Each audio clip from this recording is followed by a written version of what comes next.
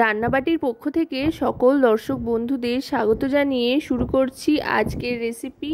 এই গরমে মন প্রাণ ভরানো, শরীরে তৃপ্তি আনতে চটপট বানিয়ে ফেলুন আখের গুড়ের শরবত, একেবারে কম উপকরণে কম খরচে। এর জন্য প্রথমেই এখানে 200 গ্রাম পরিমাণে আখের গুড় নিয়ে নিয়েছি, আর তার সাথে আইস কিউব তো লাগবেই। আর নিয়ে নিয়েছি বিট লবণ, চাইলে আপনারা নর্মাল নুনও ব্যবহার করতে পারেন। আর তার সাথে ভাজা জিরে গুঁড়ো আর বেশ কিছুটা লেবুর রস। এবার একটা মিক্সার জারের মধ্যে প্রথমেই সমস্ত আখের গুড়টা নিয়ে নেব, পুরোটাই নিয়ে নিচ্ছি, এখানে পুরোটা দিয়েই বানাবো যেহেতু। এবার এর মধ্যে দিয়ে দিচ্ছি বিট লবণটা, এখানে শুধুমাত্র বিট লবণই ব্যবহার করছি, আপনারা চাইলে এমনি লবণ বা দুটো লবণ মিশিয়ে নিতে পারেন। আর দিয়ে দিচ্ছি বেশ খানিকটা পরিমাণে ভাজা জিরে গুঁড়ো। জিরে গুঁড়ো দিলে খুব সুন্দর একটা ফ্লেভার আসে। আর দিয়ে দিচ্ছি আইস কিউবগুলো।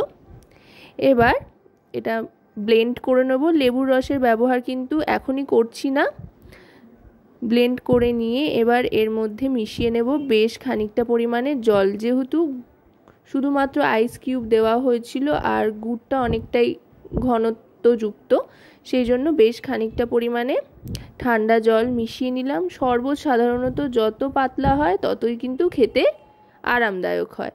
বেশ খানিকটা জল মিশিয়ে নেওয়ার পর এবার এটা মিশিয়ে নিচ্ছি ভালো করে জলের সাথে মিশিয়ে নেওয়ার পর এবার একটু ছেঁকে নেব। একটা বড় বোল নিয়ে তাতে ছেঁকে নিচ্ছি, এতে করে গুড়ের থেকে যে কাঠটা বেরোবে সেটা ফেলে দেবো, আর বাদবাকি একদম যে পাতলা জলটা বেরিয়ে আসবে সেটাই শরবত হিসেবে সার্ভ করব। খেতে কিন্তু দুর্দান্ত লাগবে, একদম মন প্রাণ ভরে যাবে এই গরমে। এবার এর মধ্যে যেটা মেশাবো সেটা হচ্ছে লেবুর রস। লেবুর রস মিশিয়ে কিন্তু খুব একটা বেশি চামচ দিয়ে ঘোটাবার প্রয়োজন নেই। লেবুর রসটা দিয়ে একটু ঘুটিয়ে নিচ্ছি। এখানে একটা মাঝারি সাইজের গোটা লেবুর রস ব্যবহার করেছি।